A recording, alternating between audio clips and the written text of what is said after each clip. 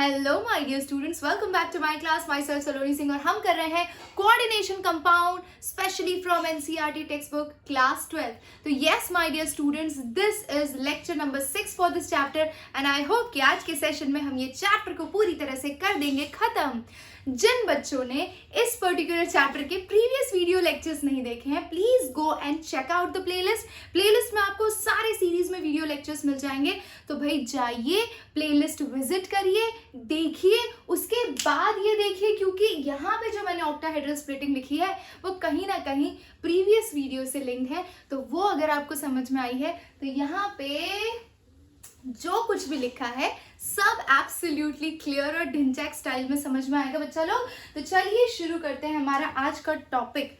हम जरा पहले कंपैरिजन देख लेंगे ऑक्टाहेड्रल स्प्लिटिंग में और टेट्राहेड्रल स्प्लिटिंग में, जिसपे बेस 3 मार्क का क्वेश्चन आ सकता है and that too also diagrammatic representation के फॉर्मेट में। तो हम जरा इसे डिटेल में समझ लेंगे। चलिए शुरू करते हैं। क्या बात है बच्चा लोग। तो आई थिंक आज का जो सेशन है ना, ये लास्ट सेशन होगा हमारे कोऑर्डिनेशन कंपाउंड का। कोमल परी, कैसी हो बालिके, बहुत मिस किया तुम्हें।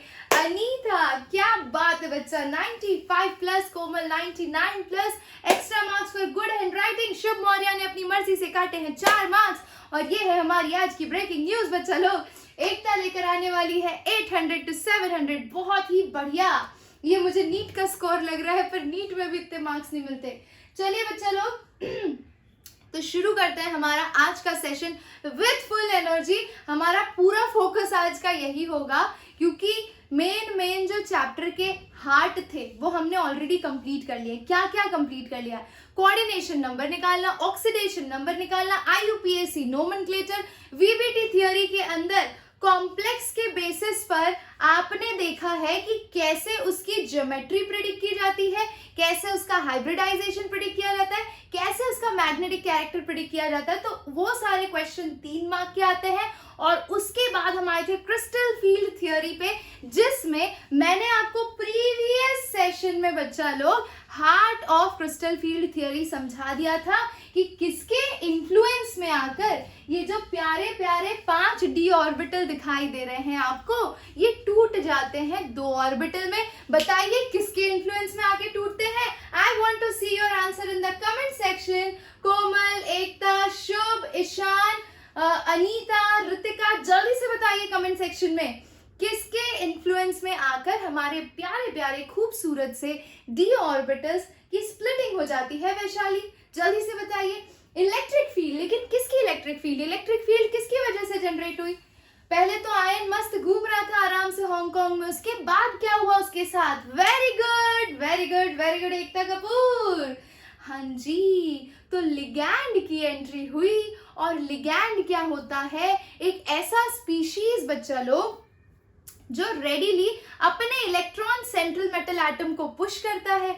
तो अगर आप लिगैंड की बात कर रहे हैं तो लिगैंड की वजह से जो फील्ड जनरेट हुई, उस फील्ड के इन्फ्लुएंस में आके ये डी ऑर्बिटल तुम्हारे बहक गए। जब तक लिगैंड का फील्ड स्फेरिकल था, क्या बोला मैंने? जब तक जो लिगैंड इस सेंट्रल मेटल एटम को, ये आपका सेंट्रल मेटल एटम है, जब इस सेंट्रल मेटल एटम को लिगैंड अप्रोच कर रहे हैं और लिगैंड के प्रेजेंस की वजह से जो इलेक्ट्रिक फील्ड जनरेट हो रही है, उस रीजन को हमने क्रिस्टल फील्ड बोला है। तो हम ये बोल रहे हैं कि भैया जो इलेक्ट्रिक फील्ड लिगैंड ने जनरेट की है बच्चा लोग, अगर वो स्फेरिकल है तो तब तक तो स्प्लिटिंग नहीं होगी, तब तक सिर्फ आपकी पोटेंशियल एनर्जी इंक्रीज होगी ऑर्बिटल की। लेकिन जैसे ही लिगैंड की फील्ड में वेरिएशन आया, अनसिमेट्री आया, उसका इम्पैक्ट आपको यहाँ दिखेगा और धपाक से ये स्प्लिट हो जाएगा। अच्छा, मुझे एक और बात बताइए। हाँ जी अनुराग, कोई बात नहीं, मैं जस्ट प्रीवियस एपिसोड का रिकैप दे रही थी, तो टेंशन वाली कोई बात नहीं है। देखिए ध्यान से बच्चा, स्प्लिटिंग करने के बाद ऐसा क्या हुआ, क्यों इतनी जरूरत पड़ी उसे स्प्लिटिंग करने की? क्या मजा आ रही थी? स्प्लिटिंग करने के बाद कौन सा तीर मार लिया? किसी के पास है कोई जवाब? एकता, अनुराग, अरे मोरी माई, क्या बात है एकता, वेरी गुड वेरी गुड। तो स्टेबिलिटी अटेन कर ली, किसने स्टेबिलिटी अटेन कर ली? डी ऑर्बिटल्स ने। हो क्या रहा था? पहले 5 थे, हम 5 5 हैं, फिर क्या हुआ, लिगैंड की एंट्री हुई, लिगैंड के पास भी इलेक्ट्रॉन है, डी ऑर्बिटल में भी इलेक्ट्रॉन है, दोनों में धपाधप रिपल्शन शुरू हुआ, इंस्टेबिलिटी बढ़ी, खतरनाक वाली स्प्लिटिंग हो गई। स्प्लिटिंग इसीलिए तो की हमने कि स्टेबिलिटी अटेन हो जाए। तो भैया जितनी एनर्जी यूटिलाइज हुई इसे स्प्लिट करने के लिए ताकि ये स्टेबिलिटी अटेन कर सके, उसे कहा जाता है क्रिस्टल फील्ड स्टेबलाइजेशन एनर्जी। समझे कि नहीं समझे? जल्दी से बता दो कमेंट सेक्शन में बता दो। क्रिस्टल फील्ड स्टेबलाइजेशन एनर्जी एकदम क्रिस्टल क्लियर है, क्या बात है, वेरी गुड बच्चा लोग, वेरी गुड। अब देखिए ध्यान से, मैंने आपको एक और चीज कही थी कि ये जो स्प्लिटिंग है ये डिपेंड करता है कि कितने number of ligand central metal atom से अटैच है और उसकी ज्योमेट्री क्या है।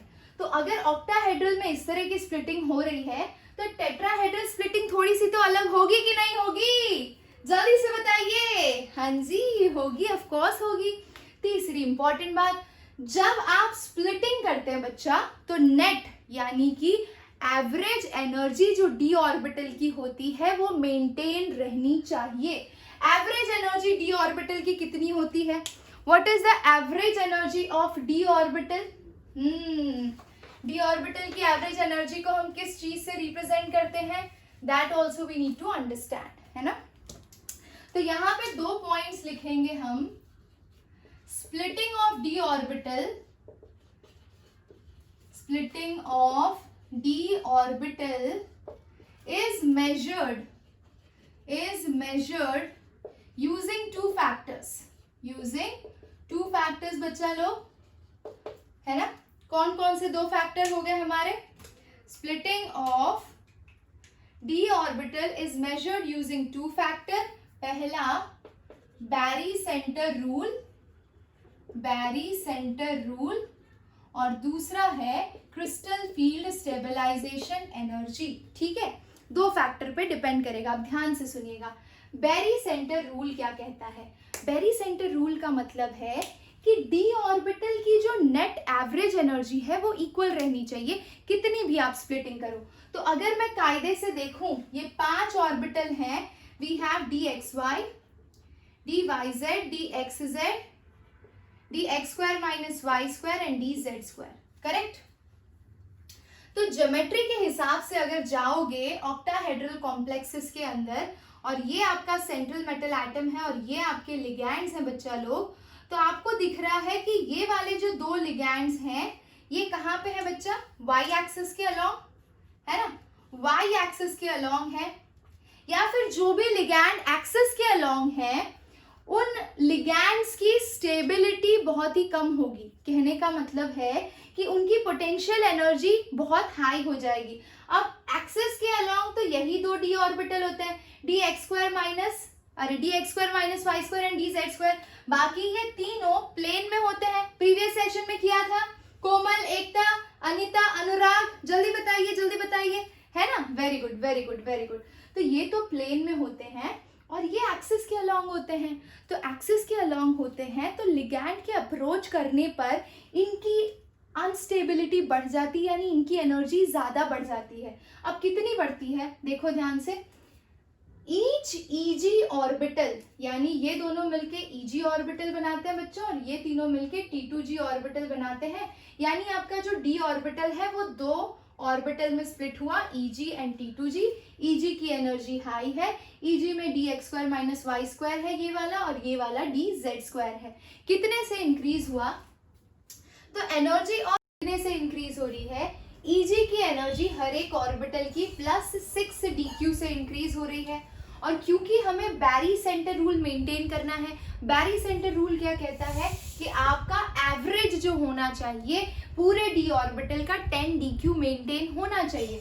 तो अगर ये +6 dq ईच केस में राइज हो रहा है तो नीचे वाले को अपनी एनर्जी कम करनी पड़ेगी ऊपर वाले को हाई पर भेजने के लिए, समझ रहे हो, है ना। अगर मेरे छोटे भाई बहन हैं, ठीक है, उन्हें खाना ज्यादा चाहिए तो मुझे अपनी प्लेट से खाना कम करना पड़ेगा, समझ रहे हो। तो वैसे ही अगर ईजी को एक्साइट होना है हायर एनर्जी लेवल पे, एवरेज एनर्जी हमारे पास कांस्टेंट है according to barycentre rule, तो हम क्या कहेंगे, अगर ये +6 dq से ऊपर जा रहा है, हर एक ऑर्बिटल +6 dq से ऊपर जा रहा है, तो T2G के हर एक ऑर्बिटल -4 dq से नीचे आ रहे हैं, that is in case of octahedral splitting.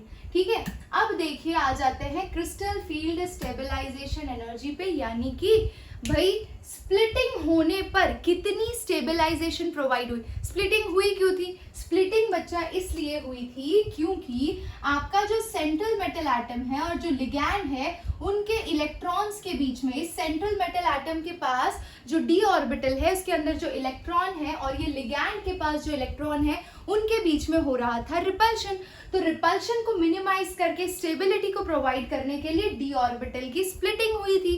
ठीक है, तो उस स्प्लिटिंग से कितनी स्टेबलाइजेशन प्रोवाइड हुई उसे हम कैलकुलेट करते हैं क्रिस्टल फील्ड स्टेबलाइजेशन एनर्जी में, यानी कि CFSE निकालते हैं।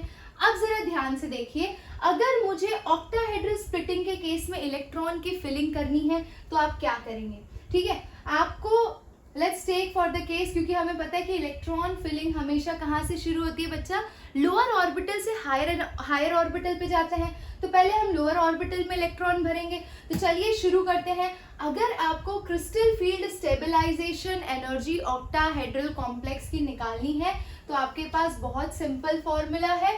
ठीक है, फॉर्मूला क्या है, T2G ऑर्बिटल का -4 dq है, या फिर हम इसे और क्या लिखते हैं 0.4 डेल्टा नॉट, और इसको क्या लिखेंगे 0.6 डेल्टा नॉट, करेक्ट है ना।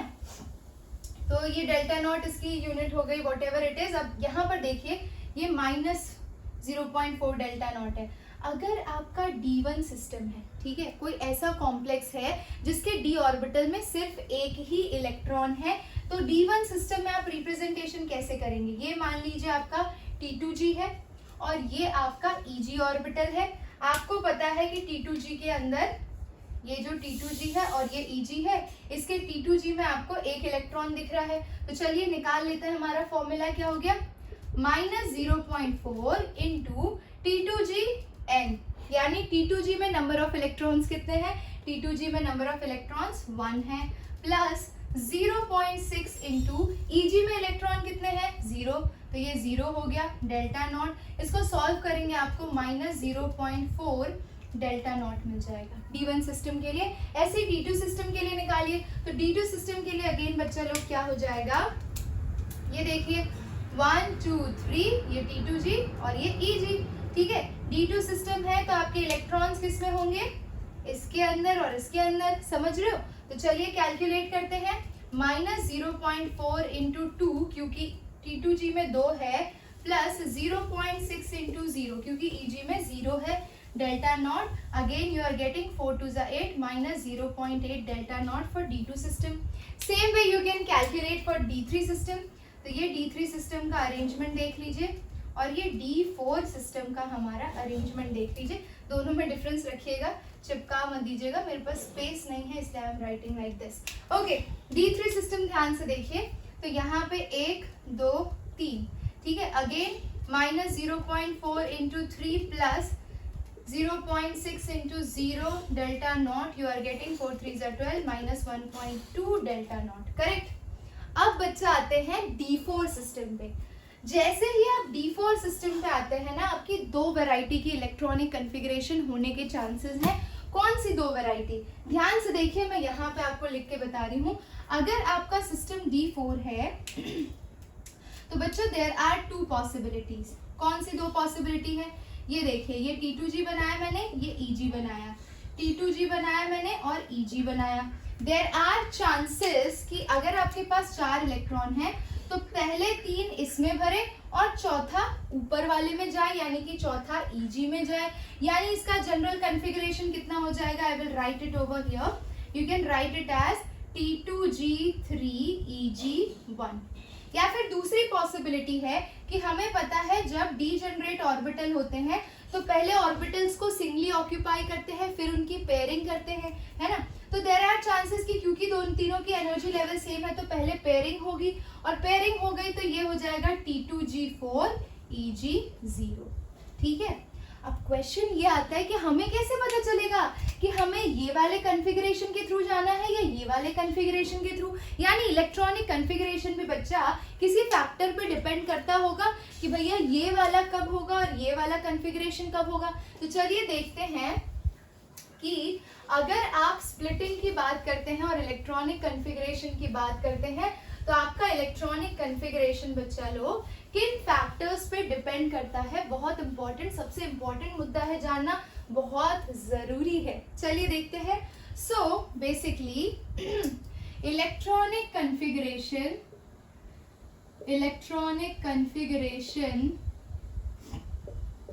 डिपेंड्स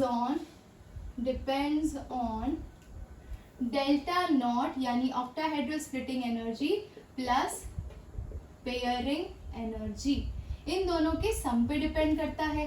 अब मैं दो कैटेगरी आपको बताती हूँ। पहला केस है बच्चा, ध्यान से देखिए। फर्स्ट केस है आपका delta not is greater than P. Pairing energy को हम किससे डिनोट कर रहे हैं? पी से। अगर आपका ऑक्टाहेड्रल स्प्लिटिंग एनर्जी बड़ा है पेयरिंग एनर्जी से तो इसे आप क्या बोलेंगे बच्चों? इसे आप बोलेंगे स्ट्रॉन्ग फील्ड लिगैंड। क्या बोलेंगे? Strong field ligand. सीधी सी बात है। अगर पेयरिंग एनर्जी कम है तो वो डेफिनेटली प्रेफर करेगा कि वो पेयर हो जाए, और अगर वो पेयर हो जाएगा तो हमारी कॉन्फ़िगरेशन क्या आ जाएगी? T2G4 Eg0 वाली। समझ रहे हो? तो it will possess less number of unpaired electrons, है ना, less number of unpaired electrons होगा। और आपको पता है जहां पे भी स्ट्रॉन्ग लिगैंड प्रेजेंट हो या स्ट्रॉन्ग फील्ड लिगैंड होता है उसे हम बोलते हैं लो स्पिन कॉम्प्लेक्स। करेक्ट, ठीक है। तो याद क्या रखना है, जब आपका डेल्टा नॉट पेयरिंग एनर्जी से बड़ा है यानी कि पेयरिंग एनर्जी छोटी है, पेयरिंग करने में कम एनर्जी लग रही है तो पेयरिंग हो जाएगी। पेयरिंग कब होती है? जब आपका स्ट्रॉन्ग फील्ड लिगैंड होता है, यानी लिगैंड अगर आपका स्ट्रॉन्ग है तो वो पेयरिंग करना प्रेफर करता है। ठीक है। दूसरी क्राइटेरिया क्या है मेरे पास कि आपका delta not is smaller than pairing energy. अब देखिए, क्योंकि आपकी पेयरिंग एनर्जी हाई है बच्चा, तो यहीं से समझ में आ जा रहा है कि पेयरिंग वो प्रेफर नहीं करेगा। ये हो जाएगा आपका वीक फील्ड लिगैंड, ठीक है, और it will possess more number of unpaired electrons. Correct, और इसे आप बोलेंगे हाई स्पिन कॉम्प्लेक्स। सीधी सी बात है, अगर पेयरिंग एनर्जी इतनी हाई होगी, देखो डेल्टा नॉट क्या होता है? T2G और Eg ऑर्बिटल के बीच का एनर्जी डिफरेंस। अगर वो एनर्जी डिफरेंस कम है और पेयरिंग एनर्जी हाई है तो ऑफ कोर्स इलेक्ट्रॉन प्रेफर करेगा कि वो पेयरिंग ना करके ऊपर वाले ऑर्बिटल में कूद जाए। समझ रहे हो कितना इंपॉर्टेंट कॉन्सेप्ट है? तो जब पेयरिंग एनर्जी हाई होगी तब आपका कॉन्फ़िगरेशन ये वाला जाएगा, यानी T2G3 Eg1, और ऊपर वाले केस में आपका कॉन्फ़िगरेशन जाएगा T2G4 Eg0। I hope you understood. ठीक है, तो यहाँ से आपको एक जिस्ट पता चल गई चैप्टर की। आपको क्या क्या याद रखना है मैं यहाँ पे लिख देती हूँ बच्चा लोग। अगर आपका स्ट्रॉन्ग फील्ड लिगैंड है SFL, ठीक है, तो वो उसके अंदर हाई डेल्टा नॉट होगा। स्ट्रॉन्ग फील्ड लिगैंड तो डेल्टा नॉट हाई है और उसे आप क्या बोलेंगे? लो स्पिन कॉम्प्लेक्स। ठीक है, in the same way weak field ligand low delta not and high spin complex. इतना भी याद रखेंगे तो आपका काम हो जाएगा। स्ट्रॉन्ग फील्ड लिगैंड की प्रेजेंस में पेयरिंग होती है, वीक फील्ड लिगैंड की प्रेजेंस में पेयरिंग नहीं होती है। That's all you should remember. I hope you understood.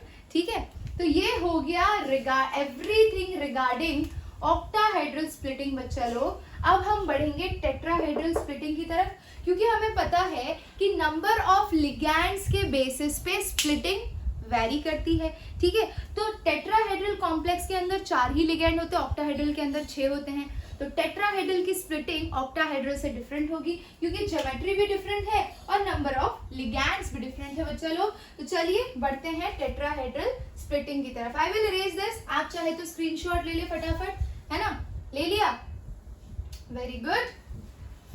चलिए तो ये इरेज करते हैं और मैं जरा टेट्राहेड्रल स्प्लिटिंग को थोड़ा ऊपर से लिखती हूँ because we need little bit space to write the same thing. Okay, चलिए आ जाइए, we will see tetrahedral splitting. ठीक है, बहुत ही आसान है, डायग्रामेटिक रिप्रेजेंटेशन एकदम उसी तरीके से आएगा। चलिए शुरू करते हैं। तो ये हो गया बच्चा आपका सेंट्रल मेटल एटम जो कि अभी फ्री स्टेट में है, कोई भी लिगैंड उसके आसपास प्रेजेंट नहीं है। ठीक है, अच्छा ओके, अब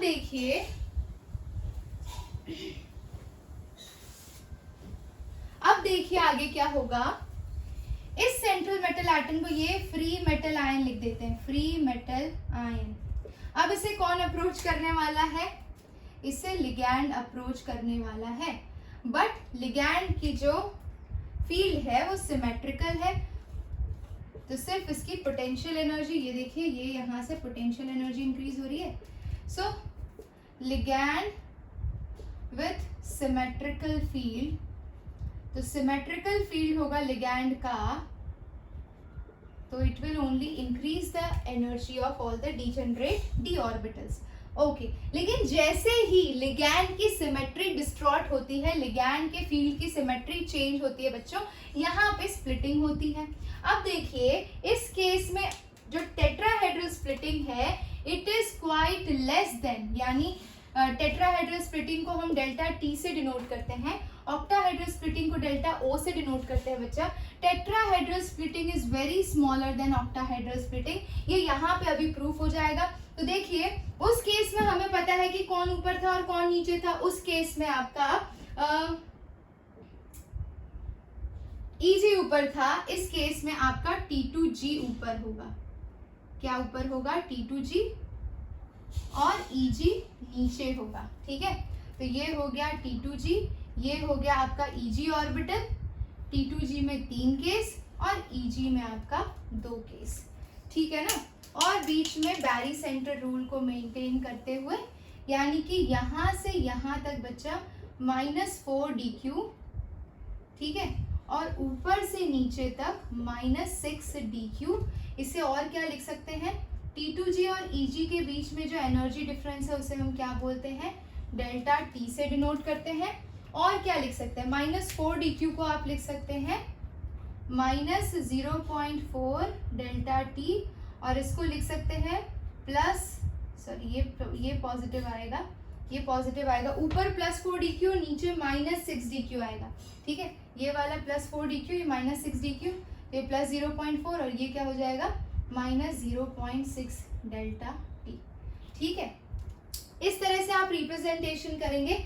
इसमें और कैसे फ्रैक्शन में रिप्रेजेंट कर सकते हैं इसको, 2/5 डेल्टा T और ये -3/5 डेल्टा T।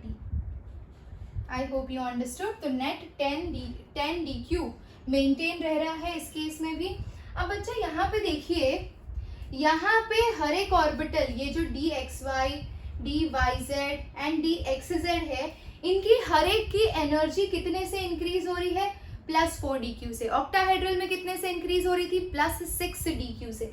यहाँ पे +4 और वहां पे +6dq क्यों था, और क्यों इसमें T2G वाला ऑर्बिटल ऊपर आया और Eg वाला नीचे आया, ऑक्टाहेड्रल के केस में ये चीज ऑपोजिट क्यों थी। तो ये चीज मैं आपको यहाँ पे बड़े सिंपल लैंग्वेज में समझाना चाहूंगी, ध्यान दीजिएगा। जब आप टेट्राहेड्रल स्प्लिटिंग की बात करते हैं ना बच्चों, तो आपका स्ट्रक्चर देखिए, सेंट्रल मेटल एटम हो गया, ये एक लिगैंड हो गया, ये एक लिगैंड हो गया, ये लिगैंड हो गया आपका, और ये लिगैंड हो गया। ठीक है, आप देख सकते हैं कि टेट्राहेड्रल शेप के अंदर कोई भी लिगैंड आपका एक्सिस के अलोंग नहीं है, ये सारे के सारे लिगैंड प्लेन्स में है। तो अगर ये प्लेन्स में है तो ये उन्हीं डी ऑर्बिटल्स को अफेक्ट करेंगे जो प्लेन्स में रहते हैं, जो कि dxy, dyz एंड dxz है। वहीं अगर ऑक्टाहेड्रल स्प्लिटिंग की बात करें तो आपको पता है ऑक्टाहेड्रल में एक अबव द प्लेन था, एक बिलो द प्लेन था, अलोंग द एक्सिस।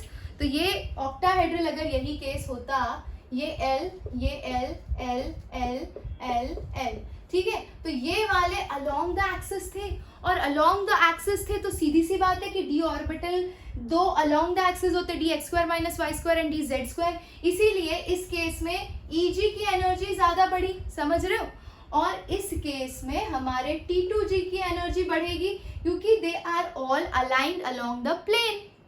तो अगर वो प्लेन के अलोंग अलाइन कर रहे हैं तो वो सेंट्रल मेटल एटम के प्लेन के अलोंग लाई करने वाले d ऑर्बिटल्स को ज्यादा अफेक्ट करेंगे। सिंपल, इतना भी समझ में आ गया।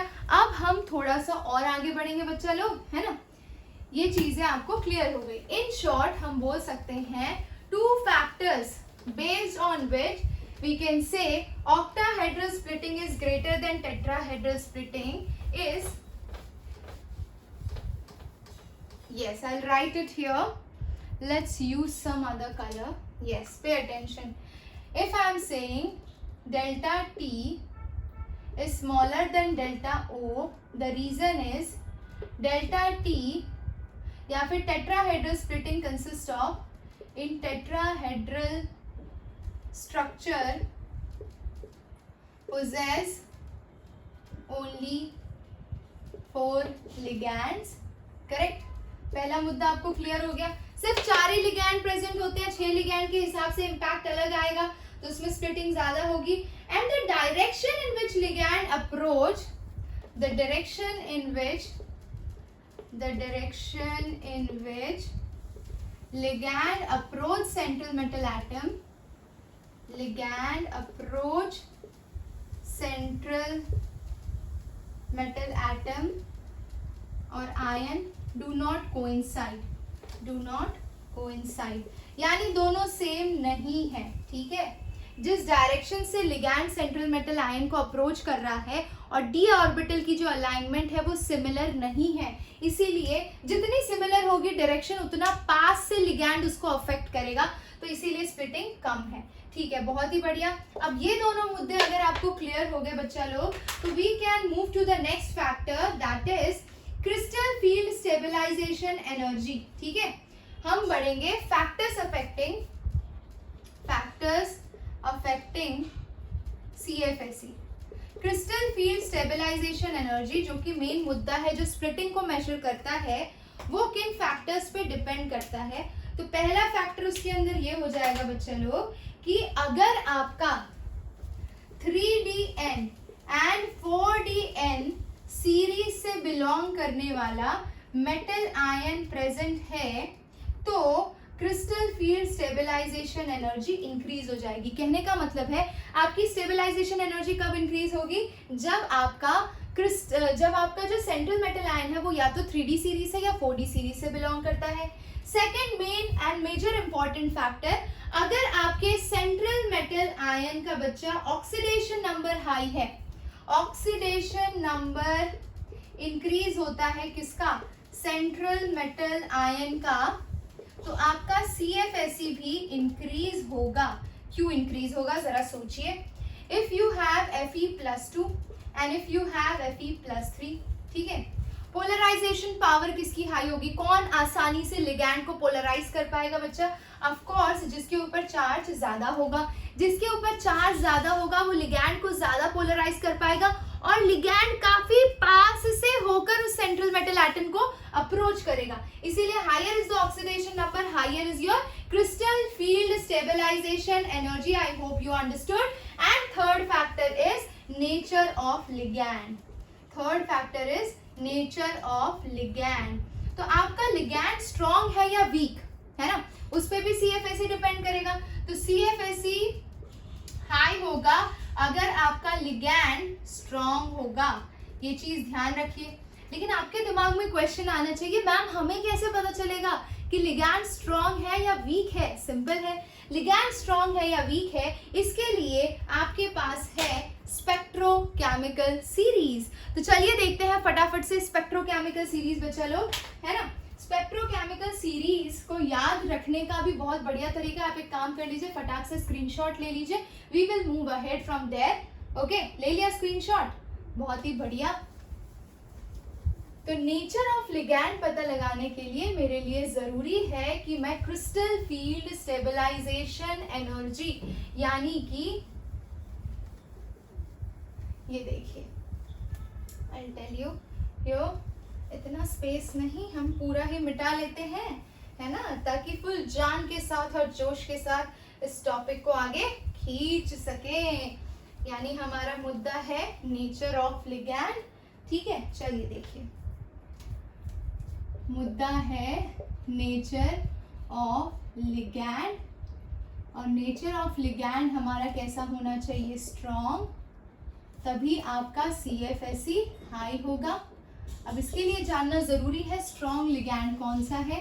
ठीक है, तो इसके लिए हमारे पास है स्पेक्ट्रो केमिकल सीरीज, है ना। अब स्पेक्ट्रोकेमिकल सीरीज क्या है बच्चा लोग, पहले इसकी डेफिनेशन जरूरी है। तो basically it is arrangement of ligands, arrangement of ligands based on their increasing splitting power, कौन कितना ज्यादा स्प्लिटिंग कराएगा उसके हिसाब से उसे अरेंज करना। तो भाई हमारे पास यहाँ पे सीरीज में कौन कौन है देखिएगा ध्यान से, और इन्हें याद कैसे रखना है। तो सबसे पहले है हमारे पास I माइनस, फिर आते हैं Br माइनस, फिर आते हैं SCN माइनस, तो आयोडीन, ब्रोमीन, फिर SCN, थायोसाइनाइड, फिर thiocyanide, I minus, Br minus, then SCN minus, then you have Cl minus, S2 minus. ठीक है, उसके बाद है आपके पास F minus, OH minus, C2O4 2 minus, H2O। ठीक है, इसके आगे भी है सीरीज। तो इन्हें याद कैसे रखना है, पहले तो इतना आपको याद रखना आना चाहिए। तो how can you remember that, simple है, मैं एक निमोनिक बताती हूँ, I, Br से ब्रॉड, ठीक है, सम, Cl से कलरफुल, S से स्वीट्स। ठीक है, यहां तक तो समझ में आया। I brought some colorful sweets, रंग बिरंगी मिठाइयाँ, from, F माइनस यानी from, OH यानी ऑफिस, ऑक्सलेट यानी containing water, H2O stands for water. I brought some colorful sweets from office containing water. जिस ऑफिस में पानी था वहां से मैं कुछ रंग बिरंगी मिठाइयाँ लेकर आई। तो इसी सीक्वेंस में अगर आप याद रखते हैं तो यहाँ तक आपको सीरीज एब्सोल्युटली क्लियर होगी। और ये सब सारे वीक एलिगेंट्स, देखिए इस ऑर्डर में जाते तो सबसे वीकेस्ट है। So I brought some colourful sweets from office containing water. अब थोड़ा आगे बढ़ते हैं, let's write down the further cases. तो we have further NCS minus, H2O के बाद कौन आएगा, NCS माइनस आएगा, फिर EDTA आएगा। ठीक है, EDTA के बाद कौन आएगा बच्चा लोग, NH3 आएगा, फिर EN आएगा, इथिलीन। EN क्या होता है, इथिलीन डाइअमाइन हो गया आपका EN।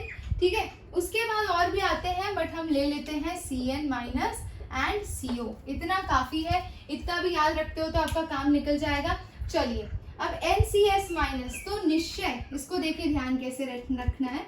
निश्चय यानी आपने निश्चय कर लिया है कि 8 या 9 o'clock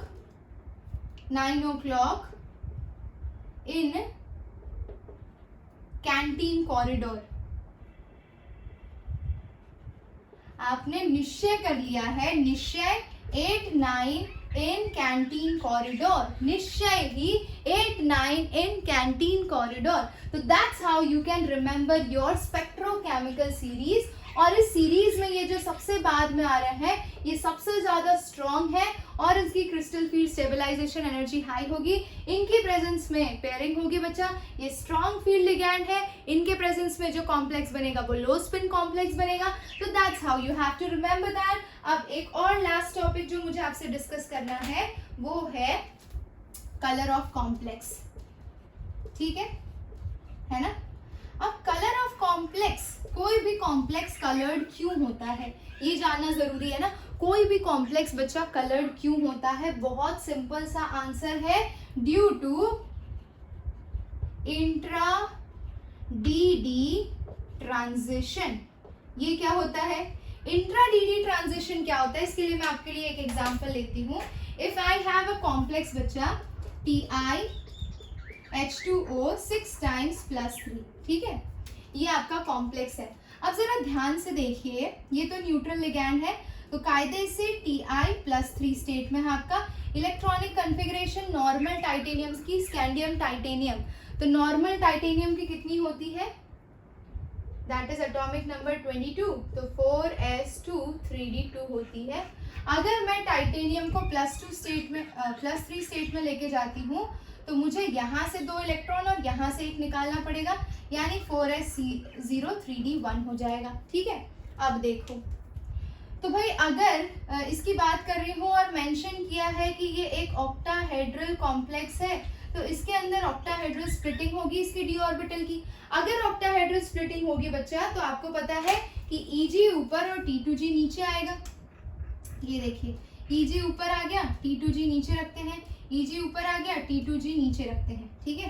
तो ये Eg हो गया, ये T2g हो गया, ये आपका हो गया ग्राउंड स्टेट और ये हो गया आपका excited state. Now let's check out कि अभी ग्राउंड स्टेट में T2g में एक इलेक्ट्रॉन है। मान लीजिए इसने किसी एक पर्टिकुलर वेवलेंथ की लाइट को एब्जॉर्ब किया और ये कूद के किसमें चला गया, Eg ऑर्बिटल के अंदर कूद के चला गया, ठीक है। अगर ये Eg ऑर्बिटल के अंदर चला गया तो जाहिर सी बात है वहां स्टेबल तो रहने वाला नहीं है। It will get back to the lower energy level by radiating some energy, ठीक है, और वो रेडिएशंस विजिबल रीजन में फॉल करेंगी तो वो कलर दिखाई देगा आपको। लेकिन होता क्या है, यस बच्चा लोग, ओके है ना, वेरी गुड। तो भाई इसका कॉन्फ़िगरेशन हो गया 3d1। अब 3d1 में जाओ, यहाँ पे आपके पास ग्राउंड स्टेट में 3d1 में ये यहाँ पे होगा इलेक्ट्रॉन, ठीक है। अब मान लो किसी एक पर्टिकुलर वेवलेंथ की लाइट इसने एब्जॉर्ब की और ये एक्साइटेड स्टेट में गया और एक्साइटेड स्टेट में T2g से ये Eg ऑर्बिटल में जंप कर गया इलेक्ट्रॉन और ऊपर वाले ऑर्बिटल में चला गया, खत्म, ठीक है। अब ऊपर वाले ऑर्बिटल में गया तो इसने कोई एनर्जी एब्जॉर्ब की, लेकिन ऊपर स्टेबल तो रहेगा नहीं, तो it will jump back to the lower energy level. जब वो जंप बैक करेगा तो वो जो रेडिएशन एब्जॉर्ब की है उसकी कॉम्प्लीमेंट्री वेवलेंथ को रेडिएट करेगा। अब ये कॉम्प्लीमेंट्री क्या होता है, तो इसके लिए वेगन व्हील देखते हैं, फटाक से आ जाओ, लेट्स टेक वेगन व्हील, जिससे हमें पता चले कि कॉम्प्लीमेंट्री कलर कौन सा होता है।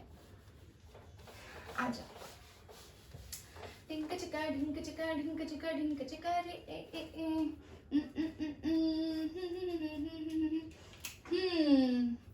color of complexes is complementary to what they have absorbed. Color of complexes is complementary to what they have absorbed, ठीक है। आप देखो, बनाते हैं इनका wagon wheel, red orange yellow वाला व्हील। ये देखिए, ये प्यारा सा चक्री, ये मारा क्रॉस क्रॉस क्रॉस, ज्यादा मार दिया क्रॉस, अच्छा रुको, गलत क्रॉस ही गलत मारा मैडम ने। कैसे मारे, 3 को माना यहाँ पे, तो एक को ऐसे मारते हैं और एक को ऐसे मारते हैं और एक को ऐसे मारते हैं, अब सही है। तो ये हो गया रेड, ये हो गया ऑरेंज और ये हो गया बच्चा लोग येलो। वैगन व्हील देखा तुमने, नीचे का कलर चेंज कर देते हैं, green blue violet, green blue and violet, ठीक है। अगर मान लीजिए इस इलेक्ट्रॉन ने रेड वेवलेंथ को एब्सॉर्ब किया होगा तो वो दिखेगा कौन से कलर का, बताइए जल्दी से। इसका कॉम्प्लीमेंट्री कौन सा है, ग्रीन है ना, ठीक है। तो अगर वो रेड एब्सॉर्ब करता है तो कौन से कलर का दिखेगा, ग्रीन। अगर वो वायलेट एब्सॉर्ब करता है बच्चा लोग तो कौन से कलर का दिखेगा, येलो, वेरी गुड। तो भाई कलर ऑफ कॉम्प्लेक्स इस वेगन व्हील पे डिपेंड करता है। आई होप यू अंडरस्टूड। अब मान लीजिए किसी कॉम्प्लेक्स के अंदर लिगैंड ही नहीं है। For example you know that CuSO4.5H2O होता है, एंड दूसरा केस है आपके पास सिर्फ कॉपर सल्फेट का। मुझे बताइए किसके अंदर आपको कलर दिखेगा, फर्स्ट या सेकेंड, फर्स्ट या सेकेंड, फर्स्ट या सेकेंड, फर्स्ट या सेकेंड, फर्स्ट या सेकेंड, फर्स्ट या second. Very good, very good, very good, very good. First के अंदर कलर दिखेगा आपको ब्लू, और ये वाला कलरलेस होगा। अब मुझे रीजन बताइए क्यों। फर्स्ट वाला ब्लू इसलिए दिखा क्योंकि इसके अंदर लिगैंड है, और लिगैंड के इन्फ्लुएंस में ही तो सेंट्रल मेटल एटम के डी ऑर्बिटल्स की स्प्लिटिंग होती है। स्प्लिटिंग होती है तभी तो इलेक्ट्रॉन एक्साइट होगा। अगर CuSO4 है तो इसके पास तो लिगैंड ही नहीं है, तो नो लिगैंड नो कलर। समझ गए ना? हाँ जी, वेरी गुड। और किस सिचुएशन में कलर नहीं होगा? अगर डी ऑर्बिटल में इलेक्ट्रॉन ही नहीं हुए तब क्या कलर दिखेगा आपको? बताओ जल्दी से, जल्दी से बताओ बच्चों। नहीं दिखेगा। तो वो सिचुएशंस आप ध्यान रखिएगा। इन केस 1 मार्क या MCQ में ऐसा कोई क्वेश्चन है तो you can easily answer. Take the screenshot now quickly. Colour is done, now we can move ahead. Yes, हमारा हो गया है क्रिस्टल फील्ड थ्योरी पूरी तरह से ओवर। आपने ले लिया है screenshot. Now we can erase the content. ठीक है, चलिए रब कर ले, रब कर ले, रब कर ले बच्चों। ढिंक चिका ढिंक चिका ढिंक चिका ढिंक चिका रे ए ए ए। ये देखिए, अगला जो सेक्शन हम इसमें कवर करने वाले हैं वो है बच्चा लोग क्रिस्टल फील्ड थ्योरी की लिमिटेशन। CFT की लिमिटेशंस क्या है, तभी तो हम MOT थ्योरी पे बढ़े या फिर लिगैंड फील्ड थ्योरी पे बढ़ेंगे। CFT के बाद जो एडवांस है इससे वो है ligand field theory and MOT theory. ठीक है, लेकिन वो आपके सिलेबस में नहीं है तो खुश हो जाइए। CFT के हम जरा लिमिटेशन देखते हैं। ठीक है, Ekta, I think this is your last chapter which is so lengthy. Then we are left with DNF block and biomolecules. That's all. DNF block will start from tomorrow. Don't worry. 2-3 session में max to max 1 हफ्ते का काम है। कायदे से बोलूं 2 sessions for biomolecule, 3 session for DNF block. समझ गए? और मैं चाहूँ तो 1 दिन में भी उड़ा सकती हूँ बायोमोलिक्यूल्स। चलिए ध्यान दीजिए यहाँ पे, क्योंकि मेरे उड़ाने से क्या होता है, CBSE ने खुद ही उड़ा दिया है ना। चलो ध्यान दो यहाँ पे। तो अजम्पशन के बेसिस पे बच्चा हमने CFT के बिगिनिंग में क्या अज्यूम किया था? हमने ये अज्यूम किया था कि मेटल और लिगैंड दोनों किसकी तरह बिहेव करते हैं? पॉइंट चार्ज की तरह। यस और नो? मेटल और लिगैंड दोनों किसकी तरह बिहेव करते हैं बच्चों? पॉइंट चार्ज की तरह। Very good.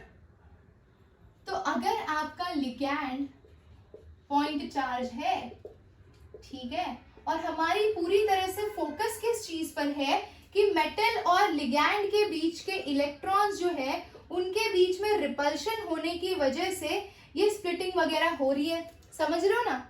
है ना? जो भी लिगैंड है आपका और सेंट्रल मेटल एटम के जो डी ऑर्बिटल के इलेक्ट्रॉन है उनके बीच काफी ज्यादा रिपल्शन हो रहा है। अच्छा है ना? हाँ, तो भाई अब क्या करें? तो कायदे से हमारे पास 2 तरह के लिगैंड थे। लिगैंड भी नेगेटिवली चार्ज थे, लिगैंड भी पॉजिटिवली चार्ज थे। तो अगर मैं इस कॉन्सेप्ट के हिसाब से जाऊं तो मेरे नेगेटिवली चार्ज लिगैंड के अंदर रिपल्शन ज्यादा होना चाहिए था। यस और नो? अगर मैं नेगेटिवली चार्ज लिगैंड की बात कर रही हूँ जैसे कि F-Cl-, तो इसके अंदर रिपल्शन ज्यादा होना चाहिए था। और अगर रिपल्शन ज्यादा होना चाहिए था तो उसका क्रिस्टल फील्ड स्टेबलाइजेशन एनर्जी ज्यादा होना चाहिए था, उसका स्प्लिटिंग पावर हाई होना चाहिए था। लेकिन आपने जब अभी स्पेक्ट्रोकेमिकल सीरीज देखी तो उसके अंदर देखा कि F-Cl-, Br-, ये तीनों तो पहले ही लुढ़क गए, जबकि ये तीनों नेगेटिव लिगैंड है। और लास्ट में आपके पास न्यूट्रल लिगैंड कार्बन मोनोऑक्साइड है, यानी कार्बोनिल है ना? तो ये तो इसका खुद का पॉइंट कहीं ना कहीं थोड़ा सा गलत प्रूव हो रहा है। यस और नो? है ना? कायदे से हमारे नेगेटिव लिगैंड्स जो हैं उनका मैक्सिमम रिपल्शन दिखना चाहिए था, क्योंकि वो तो पॉजिटिव भी नहीं है, नेगेटिव है ऊपर से, और अंदर इलेक्ट्रॉन, तो खतरनाक रिपल्शन होना चाहिए था। स्प्लिटिंग पावर इनकी हाई होनी चाहिए थी, पर हाई है नहीं। ठीक है, समझ गए पॉइंट को अच्छे से। तो लिगैंड अगर आपका पॉइंट चार्ज है तो anionic ligand should show maximum splitting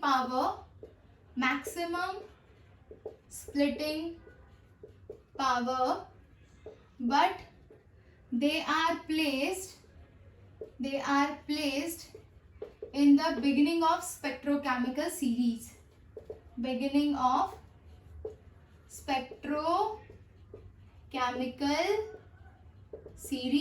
बोलो, कोई डाउट नहीं होना चाहिए।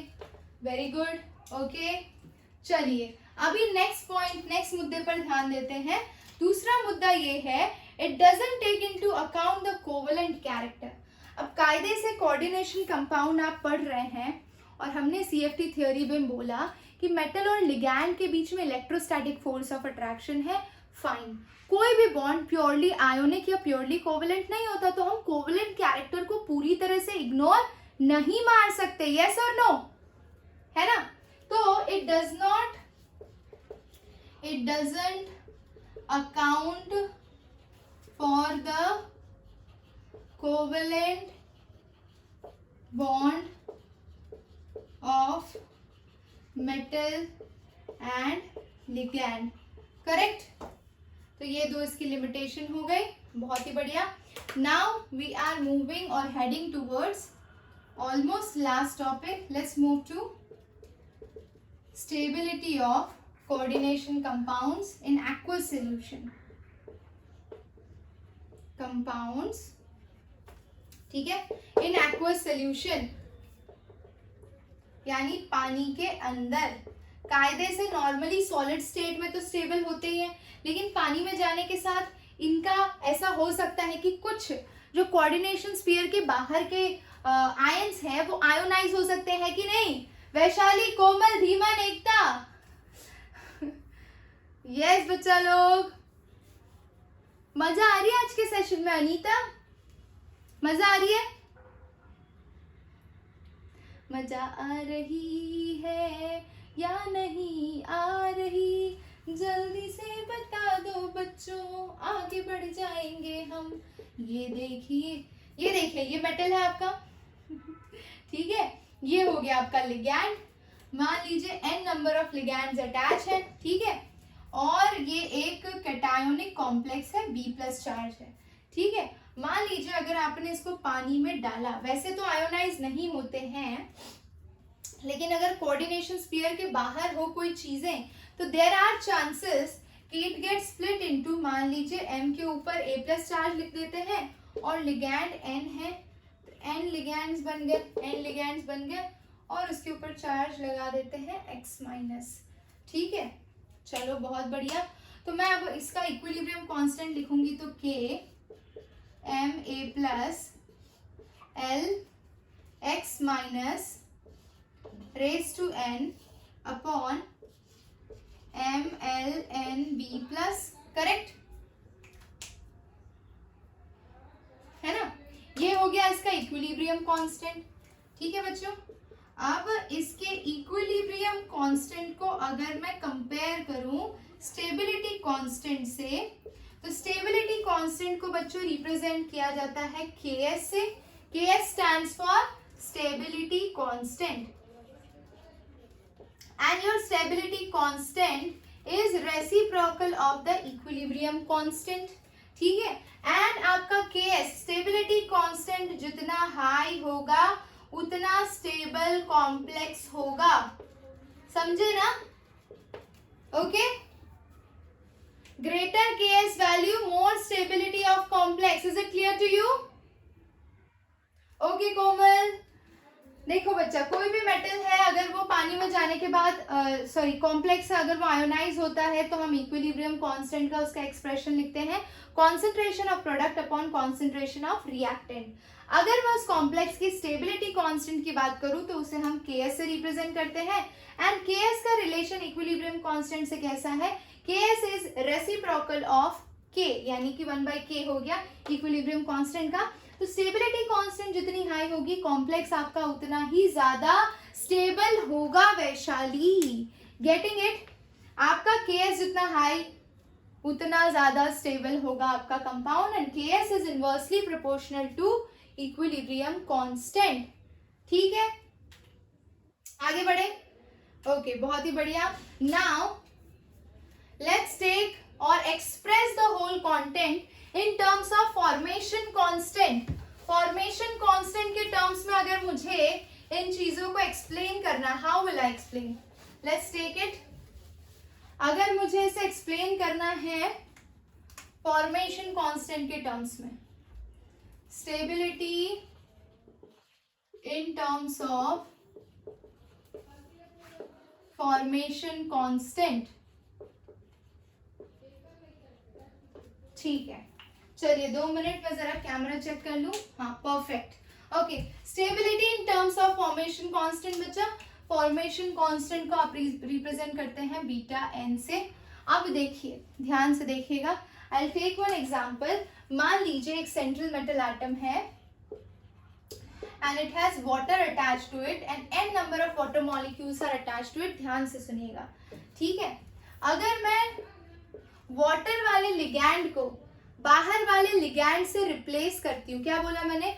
वाटर वाले लिगैंड को बाहर वाले लिगैंड से अगर रिप्लेस करती हूँ तो मैं सिंपल स्टेप, एक स्टेप में अगर ये चीज लिखना चाहूँ तो I can write it as MLN plus NH2O। Correct, मैं इसे लिख सकती हूँ। लेकिन ये जो एक स्टेप में रिएक्शन हुई वो कायदे से एक स्टेप में नहीं हुई है, वो 6 स्टेप में हुई होगी। क्योंकि अगर मान लो ये 6 लिगैंड हैं वाटर के, तो एक एल ने पहले वाटर को रिप्लेस किया होगा, फिर दूसरे एल ने दूसरे वाटर को, तीसरे एल ने तीसरे वाटर को, चौथे ने चौथे को। इस तरह से ये पूरा 5 या 6 स्टेप में होगा, डिपेंडिंग अपॉन वाटर के कितने लिगैंड्स अटैच है। यानी कि अगर मैं यहाँ पे रिप्रेजेंट करूं तो I can write it as MH2ON times है, ये स्टेप 1 दिखा रही हूँ, MH2ON टाइम्स है and I am adding one ligand, तो it will give you MLH2O, ये N-1 हो जाएगा प्लस H2O। करेक्ट, ऐसे ही लिखेंगे ना? कोई डाउट यहाँ तक? बिल्कुल नहीं होना चाहिए। Very good. तो इसी तरह से आप स्टेप 2 लिख सकते हैं, स्टेप 3 लिख सकते हैं। तो मैं स्टेप नंबर X लिख रही हूँ, ठीक है। जितने स्टेप में होगा वो स्टेप नंबर लिखूंगी। तो how will I write it as L को लिख लेती हूँ N-1, L-1 वाटर, ठीक है। अगर एक प्रेजेंट है और फिर से मैं एक लास्ट लिगैंड ऐड कर रही हूँ तो I will be getting LN हो जाएगा। करेक्ट, हाँ, LN हो जाएगा and then we have N water. खत्म, ठीक है। तो ये जो फर्स्ट स्टेप है और ये ऊपर वाला स्टेप है, ऊपर वाले स्टेप को हम डिनोट कर देते हैं K से। ये उसका स्टेप 1 K1 और ये KX। तो अगर मुझे लिखना है ओवरऑल एंथैल्पी और overall stability in terms of beta, so this beta n will be equal to the multiple or you can say the product of all the steps। तो हर एक स्टेप का इंडिविजुअल फॉर्मेशन कांस्टेंट इसके साथ multiply होगा till Kn times. Overall stability constant is equal to the product of the formation, overall formation constant is equals to the product of individual cases। Correct. अगर मैं step wise formation constant, अगर मैं इसको log के terms में लिखना चाहूं तो log beta n is equals to log K1 plus log K2 plus log K3 plus log Kn, correct. ये हो गया हमारा फाइनल एक्सप्रेशन, ठीक है। चलिए तो इस पे एक क्वेश्चन करें बच्चा लोग, एक क्वेश्चन करें, रेडी ऑल ऑफ यू? ये लिख लो, this is your overall formation constant, overall formation constant, and this is formation constant of individual step, formation constant of individuals. Okay, very good, done. चलिए अब let's take one question here on the side.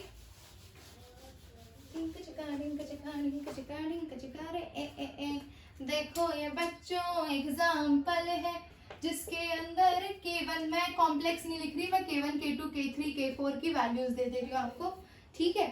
चलो K1 दिया है 10 into 10 raised to power 2.65, ये दिया है 10 to power 2.10, 10 to power 1.44 and K4 दिया है 0.93।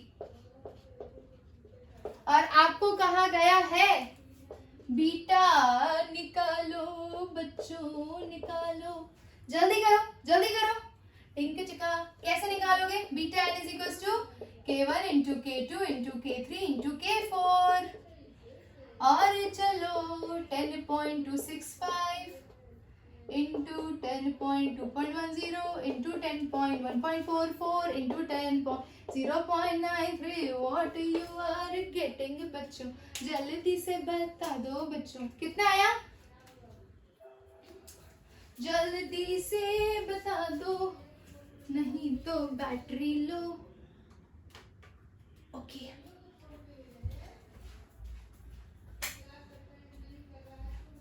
Done done done done done done. किसी का आंसर आया बच्चा लोग? किसी का आंसर आया? ओके एकता कपूर बताइए आंसर। ये 1 करोड़ का सवाल है और देखते हैं आपको कितना मिलता है। 1 CR 1 CR 1 CR 10 to power 7.12। सबको ऐड तो करना है, खत्म ना?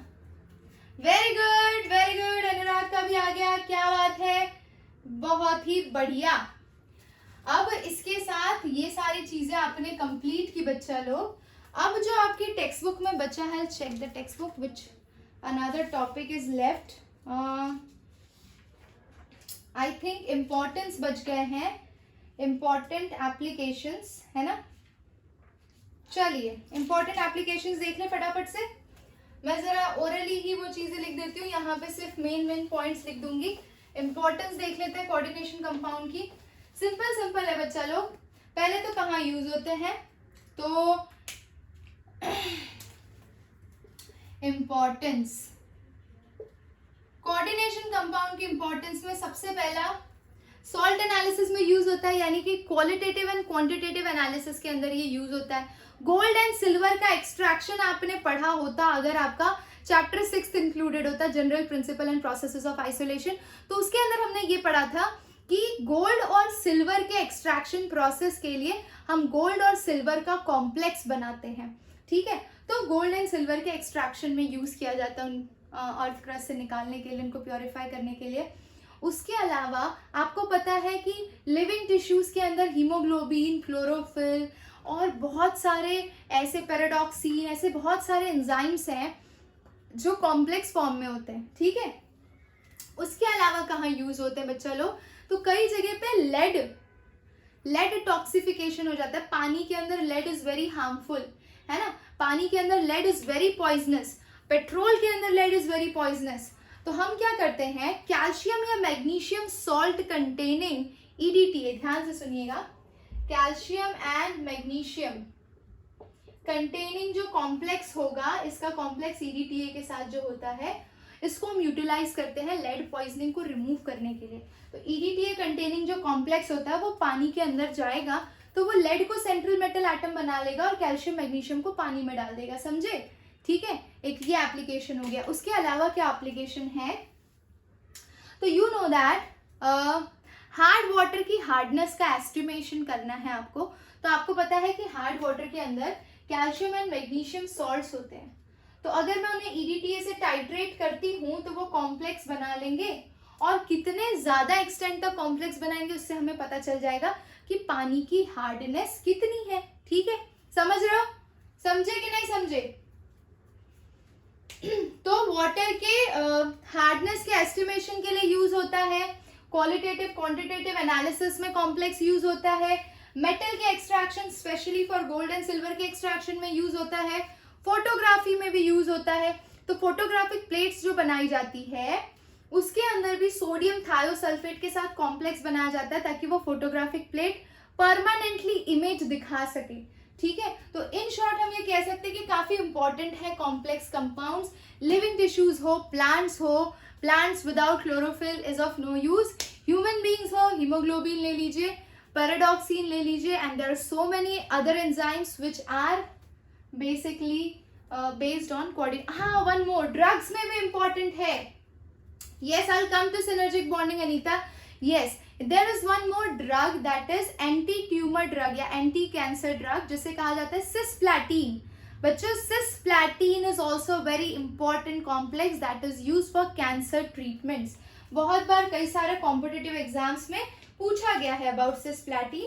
तो that's all. B12 complex, vitamin B12 complex, उसका तो नाम ही B12 कॉम्प्लेक्स है, तो कॉम्प्लेक्स फॉर्म में ही होता है। कोबाल्ट उसका सेंट्रल मेटल एटम होता है। There are so many uses, go through the uses which are given in your text book. I hope I have covered all of them. I hope you are clear.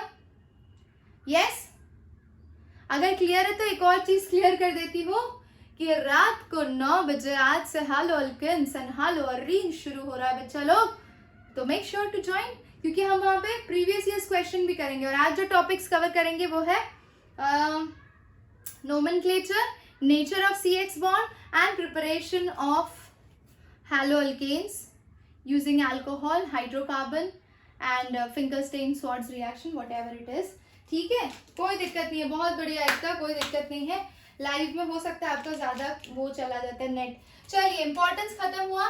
Now we are coming to metal carbonyls. I rub this क्योंकि few diagrams we have to make, हम यहीं पे बना लेते हैं। Metal carbonyls के diagram देखिए ध्यान से। और सिनर्जिक बॉन्डिंग क्या है, back bonding, last topic, let's come to that. Metal carbonyls, metal carbonyls बच्चों, metal carbonyls. Okay, memorize on, let's proceed. ठीक है, तो मेटल कार्बोनिल में सबसे बढ़िया सिंपल वाला NiCO4, ठीक है, निकल कार्बोनिल। ठीक है, फिर होता है FeCO5। इनके कुछ के स्ट्रक्चर दिए ना टेक्स्ट बुक में, that's why I am going to make them. CrCO6, ठीक है, उसके बाद है एक Fe2CO4, Fe2CO4। तो इसमें 2 सेंट्रल मेटल एटम है। ठीक है, Mn2CO10। पता है इस पर्टिकुलर ये एक पूरा चैप्टर फॉर्म हो सकता है सिर्फ मेटल कार्बोनिल। इतना वास्ट टॉपिक है कि आप इस पे पूरा एक चैप्टर लिखा जा सकता है, पूरी एक बुक लिखी जा सकती है इनके नोमेनक्लेचर पे, इनका बॉन्डिंग किस तरह से होता है, इनके स्ट्रक्चर पे, इनकी प्रॉपर्टीज पे, इनके प्रिपरेशन पे। ठीक है, तो Mn2CO10 बोला ना, तो हमें जितने की जरूरत है हम बस उतना ही लेंगे, है ना। ध्यान से देख लो, बस खत्म होने वाला है, थोड़ा सा पेशेंस और बचा लो। ध्यान से देखिए, NiCO4 बनाना है, निकल CO and CO, tetrahedral shape में भेज दिया इसको। FeCO5 CO, ठीक है, ये तो तुम्हें पता, अरे दोनों को कैसे कर दिया इसमें, ठीक है, और एक CO इधर और एक CO ऊपर और एक CO नीचे। ठीक है, और CrCO6 बनाना है, तो CrCO and this CO and this CO, CrCO6 हो गया। ठीक है, अब देखो Fe2CO4, तो ये हो गया पहला फी, ये हुआ दूसरा फी, PP ने दोनों ने मिलके क्या बनाया, ब्रिजिंग। ये कैसे हो गए, ब्रिजिंग लिगैंड हो गए। यहाँ पे ऐसे 2 ब्रिज बनाएंगे ये लोग, देख रहे हो। इसकी बॉन्डिंग बड़ी इंटरेस्टिंग है लेकिन हमें पढ़नी नहीं है अभी फिलहाल। CO CO कितने हो गए, 1 2 3 4 5 6 बना लिए, कितने थे भाई, Fe2CO4, तो हर एक इंडिविजुअल के 4 हुए ना, तो इसके 1 2 3 4, इसके 1 2 3 एंड 4, तो ये हो गया, ठीक है। और बचा फिर आपके पास Mn2CO10, Mn मन मन मंदिर में CO है, CO है बच्चों, साइड में और ऊपर नीचे भी CO ही CO, कितने हुए नालायकों, कितने हुए, नीचे भी बनाओ, ये लो CO, एक इधर CO, 1 2 3 4 5 6 7 8, एक 9, एक कहीं तो रह रहा है, इधर रह गया 10, खत्म, कोई डाउट?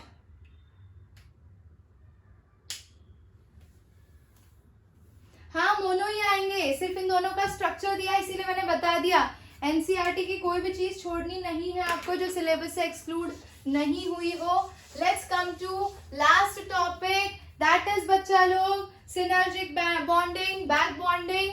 तो आपको सिंपल भाषा पता है, सिनर्जिक RGIC सिनर्जिक बॉन्डिंग, या फिर इसे कहा जाता है back bonding. Let's come to the last topic.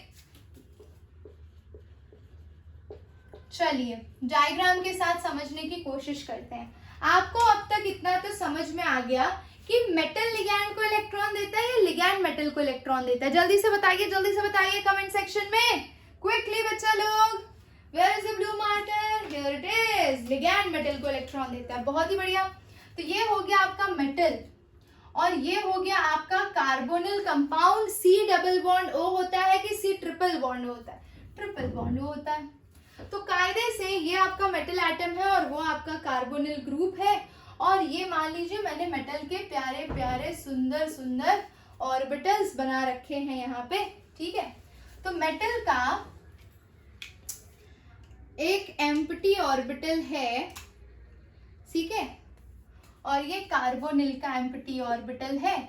इसने इसको इलेक्ट्रॉन दिए तो यहाँ पे कौन सा बॉन्ड बनेगा? सिग्मा बॉन्ड, क्योंकि हेड ऑन ओवरलैपिंग हुई है। करेक्ट, हेड ऑन ओवरलैपिंग हुई है और आपको पता है कि लिगैंड मेटल को इलेक्ट्रॉन डोनेट करता है। अब दूसरा मुद्दा ये है कि मेटल के पास जैसे ही इलेक्ट्रॉन गया, metal is already occupied with so much of electron, it has no space to keep the electrons. So the electron which you have seen here, it is forming sigma bond. The next step which you are going to see is back donation of electrons. This orbital of carbon is anti-bonding orbital, anti-bonding p orbital, जिसे हम star से denote करते हैं। Anti-bonding p orbital जिसे हम pi star से denote करते हैं बच्चा लोग। अब होगा क्या, क्योंकि मेटल के पास एक्सेस इलेक्ट्रॉन हो गया है तो वो क्या करेगा, अपने इस ऑक्यूपाइड ऑर्बिटल में से इलेक्ट्रॉन को पुश करेगा। किसके अंदर? कार्बोनिल के anti bonding pi star orbital के अंदर। और जब वो ऑपोजिट डायरेक्शन में इलेक्ट्रॉन को पुश कर रहा है तो इस तरह की बॉन्डिंग को बैक बॉन्डिंग कहा जाता है। इधर से भी कर सकता है, ऊपर से भी कर सकता है, नीचे से भी कर सकता है बच्चा लोग। तो सीधी सी बात है, आपको समझ में आ गई। इस ऑर्बिटल में एक्स्ट्रा इलेक्ट्रॉन थे, उसने अपने बॉन्डिंग मॉलिक्यूलर ऑर्बिटल से कार्बन के एंटी बॉन्डिंग मॉलिक्यूलर ऑर्बिटल में जब इलेक्ट्रॉन्स को पुश किया तो उसे हमने क्या कहा बच्चा लोग? बैक डोनेशन या फिर बैक बॉन्डिंग। और इस बैक बॉन्डिंग की वजह से इनके बीच में क्या फॉर्म हो रहा है? पाई बॉन्ड फॉर्म हो रहा है। समझ गए ना? समझे कि नहीं समझे? समझ गए, एब्सोल्युटली समझ गए। एक और चीज याद रखनी है कि जब भी मेटल एटम कार्बोनिल के साथ लिंक होता है तो सेंट्रल मेटल एटम के ऊपर कोई चार्ज नहीं होता। कार्बोनिल के साथ वो न्यूट्रल ऑक्सीडेशन स्टेट या फिर जीरो ऑक्सीडेशन स्टेट रिप्रेजेंट करता है। समझ रहे हो? और कोई डाउट? अच्छा, एक था मैम एफ बैक बॉन्डिंग क्यों? एफ कहाँ है इसमें? Ma'am F back, no doubt इसमें नहीं, अच्छा ओके। तो डिपेंड करेगा, मुझे पूरा क्वेश्चन सेंड करो जो भी आपका है ना Ekta, send me that example, I will let you know. अगर ये फिल्ड है और ये अनफिल्ड है, यहाँ से यहाँ भेज के अगर इसको स्टेबिलिटी मिल रही है तो वो कायदे से पाई बॉन्डिंग करके बैक डोनेशन करके खुश रहेगा, है ना, ठीक है। चलिए okay, so my dear students, इसी के साथ हमारा मेटल कार्बोनल्स भी खत्म हुआ and coordination compound chapter is over. Yes, in the next session we are going to start with DNF block elements. I'll try to share the screen क्योंकि वहाँ पे हर एक लाइन में क्वेश्चन बनता है, जैसे कि P ब्लॉक में बनता है, तो हम अश्योर नहीं कर सकते कि यहाँ से क्वेश्चन आएगा या यहाँ से क्वेश्चन आएगा, so we have to go through every line. Same goes with the biomolecules. So 2 chapters we are going to cover now, not on whiteboard, we are going to cover it on screen. So be ready, from tomorrow we will cover it with screen. Okay बच्चा लोग, चलिए मिलते हैं next class में। Till then take care, love you all, bye bye, see you and meet you at 9 PM.